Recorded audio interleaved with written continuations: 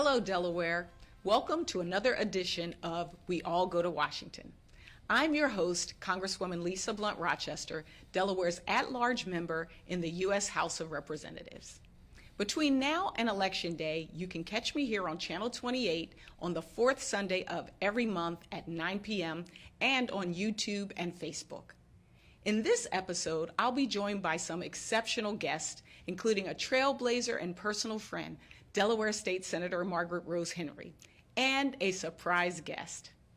Before I welcome our panel, I want to take a moment to highlight another of my legislative initiatives in Congress. Just this week, I introduced a first-in-the-nation criminal justice reform bill called the Clean Slate Act, which gives a second chance to nonviolent offenders who have served their time and paid their debts to society. Based on recent data, 9 out of 10 employers, 4 in 5 landlords, and 3 in 5 colleges use background checks. And my proposal would automatically seal records so that a minor drug offense is not a hurdle in getting a job, buying a home, or getting an education or training. The Clean Slate Act is also supported by bipartisan think tanks. On the left, the Center for American Progress, and on the right, Freedom Works. Just last month, Pennsylvania passed into law their bipartisan version of the Clean Slate Act. I'm raising this important issue and taking it on a national level because I believe all of us deserve an opportunity to earn a good job and thrive in today's economy. We've got an exciting show for you and a lot of ground to cover. And don't forget, we've got a surprise guest, so don't go anywhere. In our past 2 episodes, we've covered the importance of voting and how you can get involved. Today, our guests are going to discuss breaking down barriers to voting, your rights as a voter, and what you need to know if you experience an issue at your polling place. The bottom line is this: people can be removed from the voter rolls. Mistakes are made at polling places, and then there are national stories of voter suppression. We want you to know your rights. That's why we've got a great lineup of guests here today. I'm joined by my dear friend, Delaware icon, and woman who needs no introduction, recently retired State Senator Margaret Rose Henry. Welcome. Thank you. We've also been joined by Roddy Flynn, the Executive Director of the LGBT Equality Caucus in Washington, D.C. Roddy is a Delaware native and a leader of the voter protection effort in Delaware. Roddy, good to have you. Great to be here. And we are also joined by Haneef Salaam with the HOPE Commission, who is currently working to assist individuals who are exiting prison and re-entering society. Thank you, Hanif, for the work that you do, and we're glad to have you. Thanks for having me. So welcome, everyone. I want to start off with a question to you, Roddy. First of all, talk to the audience about what is voter protection, election protection. Talk a little bit about that. Sure. So election protection is any effort, there's an effort in Delaware run by the Democratic Party to ensure that every voter who is eligible to vote and who is registered to vote is able to cast their ballot and that that ballot will be counted. Gotcha. You know, it's really important. One of the reasons we wanted to do this show is because it's about breaking barriers. You know, a lot of times a person might be re-entering, you know, back into society from prison. They don't know what the rules are. A person might have a disability or might be a senior and need to know how to get to the polls. And so can you talk about some of the common problems people actually have experienced in Delaware? Sure. So the biggest problem that we see on Election Day are folks who have moved within the state but haven't updated their voter registration. Gotcha. The important thing to remember is if you're eligible to vote, meaning you're over 18, a U.S. citizen, and a Delaware resident, you must be allowed to cast a ballot that day. Okay. Now, the Department of Election may take time to figure out whether you're eligible later on. So if you've moved and you can't quite figure out where exactly your polling place is in that moment, you should always be able to cast a provisional ballot. Anyone who shows up to a polling place must be allowed to cast a provisional ballot, and then the Department of Election will determine your eligibility and count that ballot if you're eligible to vote. That is so key because a lot of people might just think, okay, I'm going to give up, I'm going to turn away and walk home. But say that one more time. Absolutely, and this is something that we have great election workers in Delaware, but sometimes, they're overwhelmed. They have a lot of folks coming through. They may not always remember in the moment all of what they should be doing with every voter. Right. The really important thing to always remember is anyone who presents themselves to vote if there's a problem with their registration, if they can't find them on the registration rolls, if they've maybe moved and they can't quite figure out where they should be voting. And if their voter set, let's say that they are have committed a felony, been convicted of a felony, and it's unclear whether they're allowed to vote right now, everyone who presents themselves to vote must, at the very least, be able to cast a provisional ballot. Gotcha. And the important thing for everyone to remember is just stay calm. If there's ever a problem with your registration, just stay calm, assert your rights, and you can always cast, at the very least, always cast a provisional ballot. That's very important. And what do people need to bring with them when they do come to vote? What materials do you need to have at the polls? Sure, and this is something we see problems with on Election Day as well. In Delaware, you present yourself to vote, and you'll be asked, what is your name? And you'll be asked for a proof of identity. So proof of identity does not necessarily mean a driver's license, though it can be a driver's license. A proof of identity can be a utility bill, any kind of government document, or if you don't bring any document with you, they'll ask you to sign what's called an affidavit of attestation. And it's basically a short form that you write your address, your name, you sign it, and that's your proof of identity. Okay. So you really don't need to bring anything with you. It can make it a little easier if you bring a driver's license or something like that if you have one. But if you don't, that's perfectly fine as well. Gotcha. And last question, who can vote? A lot of times people don't know, can they vote? Are they not allowed to vote? Who can vote? Well, anyone who is over 18, a resident of the state of Delaware, and a U.S. citizen is presumptively eligible to vote. Gotcha. There are some questions if you have been judged by a court to be incapacitated. If you are currently serving a prison sentence, you cannot vote. If there are certain felonies in Delaware that permanently prohibit you from voting, but it's not all felonies. So it's important to check the Department of Elections website, consult with an attorney if you're able to, consult with legal aid if you don't have the financial resources to consult with an attorney, and figure out what your eligibility is if you have either been judged incapacitated or are an ex-felon. Excellent. Thank you so much for sharing that valuable information. I'm going to shift gears now and talk to Hanif a little bit about your story and why voting is so important and what you personally experienced. Would you mind sharing with the audience your personal story? Sure. Well, being born and raised in Wilmington, Delaware, in a community called South Bridge, it was rough growing up. But unlike most families, I had a two-parent home. My mother and father were in the home, and I'm so thankful for the values and morals that they instilled in me. But unfortunately, like a lot of families in Wilmington and other urban communities, in the 90s, the crack epidemic really, it changed our family dynamic. And with those changes, it led me to make bad decisions. One was becoming fascinated with earning money through selling drugs. And then in 1999, while a student at Delaware State, I was arrested and later convicted of felony drug charges. It was the worst experience of my life, but fortunately, I turned that around. After completing all consequences of the crime that I was convicted for in 2003, when I came home, I began to identify what could I do to better my life and to help the people around me.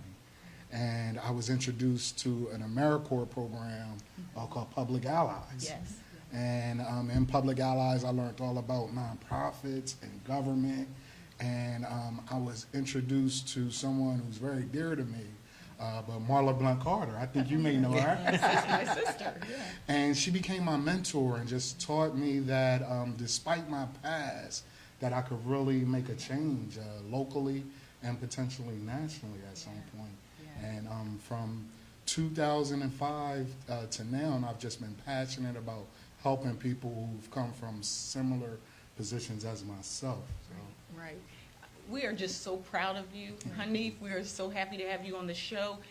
You represent so much to so many of us, and your presence even on this show, one of the reasons we wanted to have this show is to make the connection between voting and people's real life and the fact that that vote is precious and what that means. And so if you could talk a little bit about why it was significant for you to have the right to vote again and just what that meant to you, Again, the work that you're doing now, we'll talk about that in a minute at the HOPE Commission, but can you talk about voting and what the significance of that is for you personally?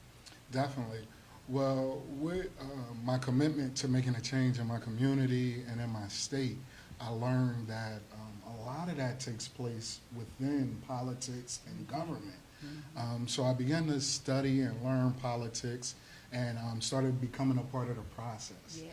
For example, in 2008, I volunteered heavily, or 2006, excuse me, volunteered heavily with Beau Biden's campaign for Attorney General.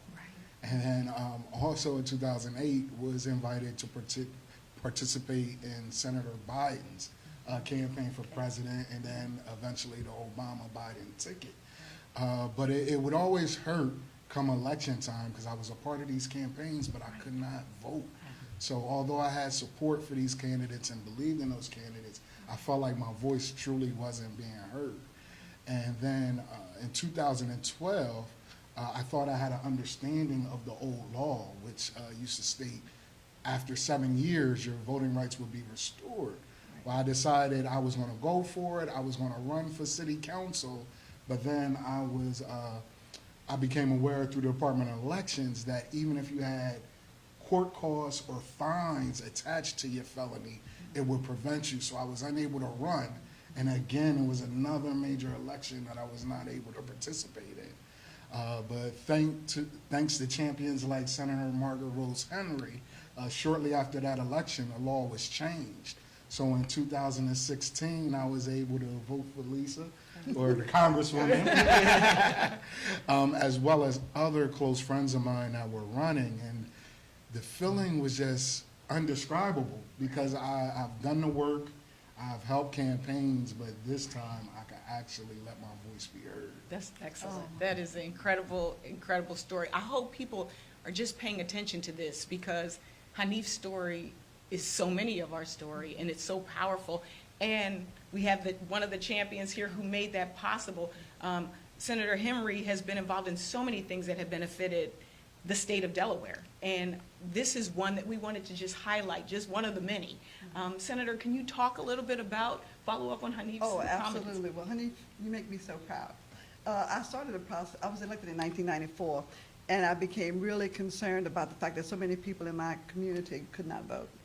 And so the first thing I did was to set up a task force to figure out how we can change the law. So in 2000, a law was passed that said if after 5 years, if you've made restitution and it was not a crime that was forbidden, you could go to the Department of Elections and get your voting rights restored. But it was 5 years, you had to wait. And then in 2011 and 2013, we had constitutional amendments changes. And it's called the Hazel Plant Bill. And Representative Plant died before it could pass, so Helene Keeley, Representative Keeley picked up the gauntlet, and we passed removing the 5-year wait. But you still had the fines. So in 2016, I passed another bill removing fines because you can vote without having paid your traffic. So now you can vote, period. That is so incredible. I mean, I'm so glad I had to get her on the TV show because she was like, I don't need. No, we want to celebrate you and thank you for all of the incredible work that you've done up and down our state. It has benefited all of us. And so, again, Senator, we thank you for your work. Haneef, we thank you for your story and also for the work that you're doing with the HOPE Commission, and Roddy as well for protecting our vote. This has been an incredible panel, and stay tuned because we have a special guest that will be coming on the show, and we want to make sure that you're around to see this special guest that we have lined up. And we're back. I'd like to introduce our special guest, a friend, respected colleague, and former mayor of Newark, New Jersey U.S. Senator Cory Booker. Cory, it is a privilege to work with you on legislation like our SOAR Act that you have in the Senate side. And I want to just thank you for joining our program. This is the segment we kind of call Member to Member, and we're just happy to have you here. I'm psyched to be on with you. You are a rising star in American politics, and I just was with you for an event. When I heard you speak, you lit the room up, and I'm just so grateful. I think that Delaware is lucky to have you. Well, I'm blessed to be in Congress right now because it's such an important time. And, you know, I get to see you and I get to work with you and watch you even in our Congressional Black Caucus meetings where you really bring to life those issues that touch people every day. And one of the purposes for doing this television show is for people to understand how important their vote is, how significant it is, and how it connects to real life. And so, we just have two simple questions. The first is, talk about the importance of voting, and especially right now. Well, the opposite of justice is not always injustice. It's often inaction, indifference, apathy. And I've seen firsthand in your northern neighbor state, Jersey, the difference that folks make. A lot of folks in my state were complaining, in my city, especially when I was mayor, complaining about Chris Christie, so upset with the things he was doing. But if people had just turned out, that was a 2009 election, at the same numbers they did in 2008, these things would have happened. Funding for Planned Parenthood wouldn't have gotten cut. The Earned Income Tax Credit wouldn't have got cut. Money for schools, money for policing, all of these things. And so people just don't understand how powerful they are. Yeah. And Alice Walker said the most common way people give up their power is not realizing they have it in the first place. Wow. And so the big impact of America today, if young people voted at the same level as the baby boomers, Right. they would change all of Congress. Right. You wouldn't be fighting to get Right. legislation done. It would happen in a wave. But the problem is folks are surrendering to cynicism about the system, and they're not just surrendering to cynicism, but they're giving up their power, and they're giving it over to the very things that often are making them cynical about the system. That is so powerful because, and especially when you talked about younger folks, I've heard folks say to me, it doesn't matter, my vote doesn't matter. And to your point, you do have power that you're surrendering. And so we want people to really, really connect that vote, that act, to your real life. Can you talk to the audience about what's at stake in November? Well, so much is at stake. I can go through the things that affect us. We could pass legislation lowering the cost of prescription drugs. They're undermining the Affordable Care Act. So if you have a pre-existing condition, your ability to keep health care and have access to quality health care. You could talk about the cost of education. You can talk about, for us in our areas, the cleanliness of our environment and our ocean. Literally, you're just pushing something through this week that's going to. They themselves have said they're rolling back clean power rules that said would cause thousands of more cases of asthma.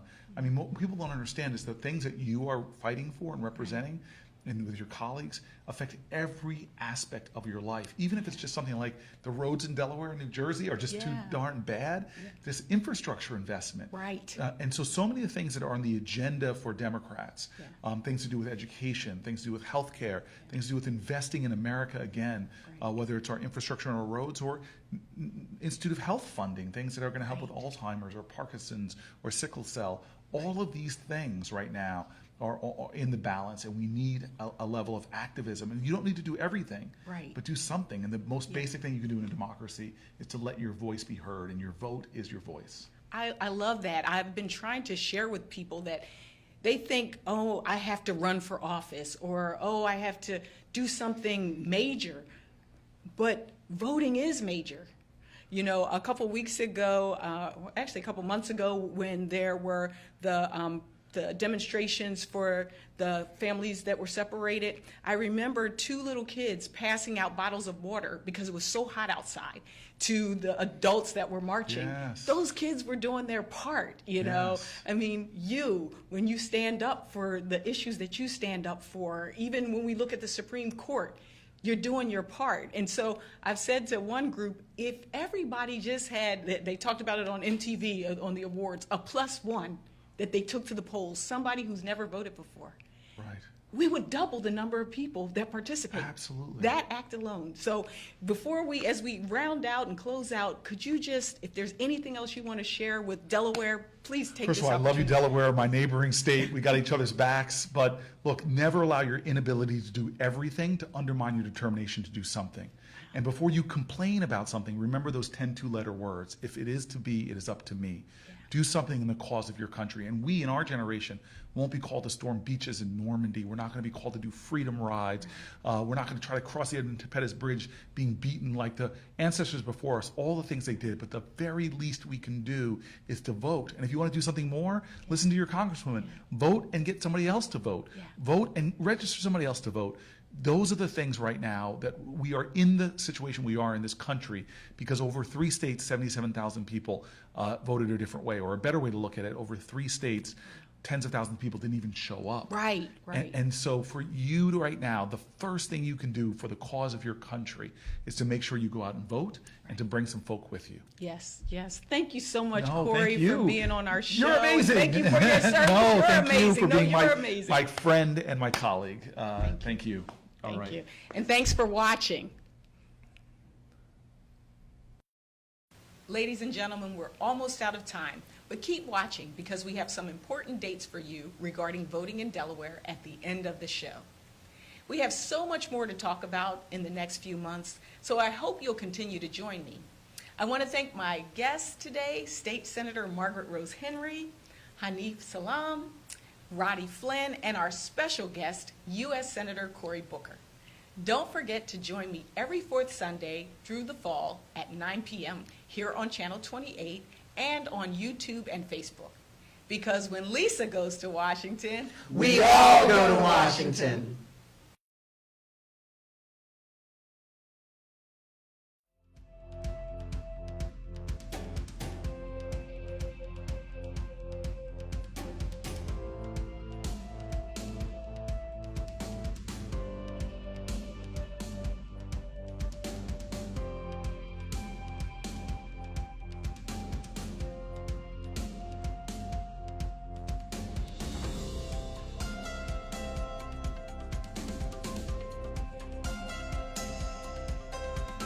thanks to so many of you, we made history in 2016.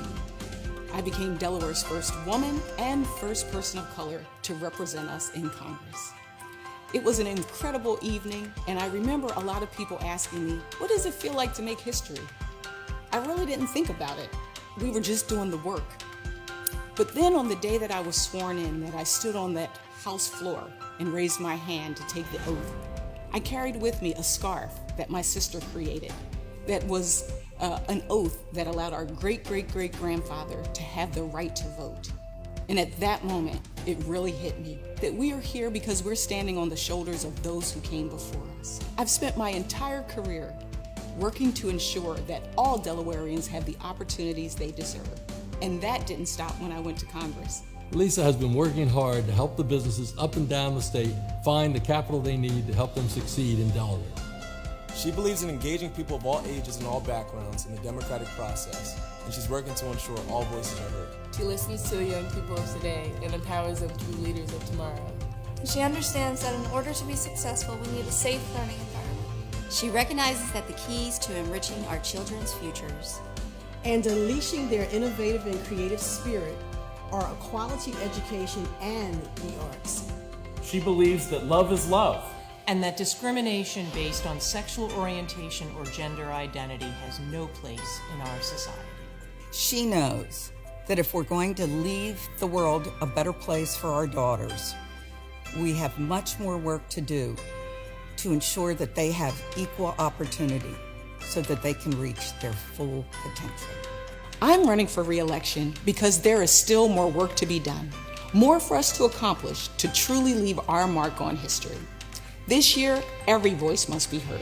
So I'm asking for your vote and your participation in our journey to re-election. And remember, when Lisa goes to Washington, we all go. We all go. We all go. We all go. We all go. We all go to Washington. I'm Lisa Blunt Rochester, and I approve this message.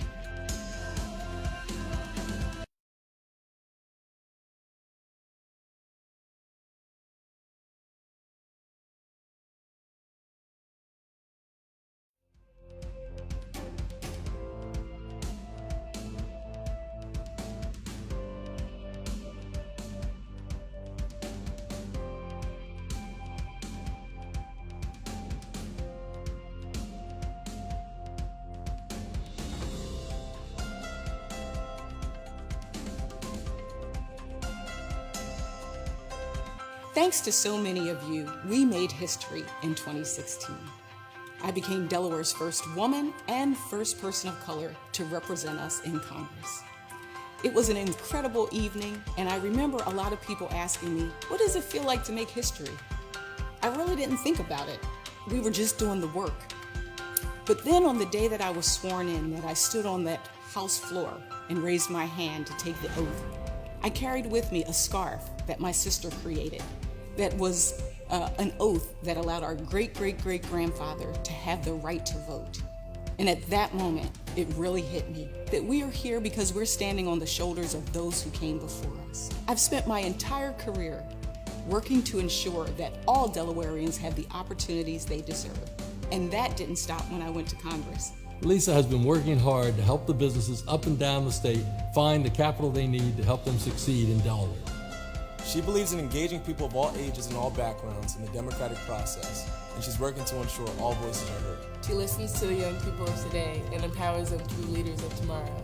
She understands that in order to be successful, we need a safe learning environment. She recognizes that the keys to enriching our children's futures and unleashing their innovative and creative spirit are a quality education and the arts. She believes that love is love, and that discrimination based on sexual orientation or gender identity has no place in our society. She knows that if we're going to leave the world a better place for our daughters, we have much more work to do to ensure that they have equal opportunity so that they can reach their full potential. I'm running for re-election because there is still more work to be done, more for us to accomplish to truly leave our mark on history. This year, every voice must be heard. So I'm asking for your vote and your participation in our journey to re-election.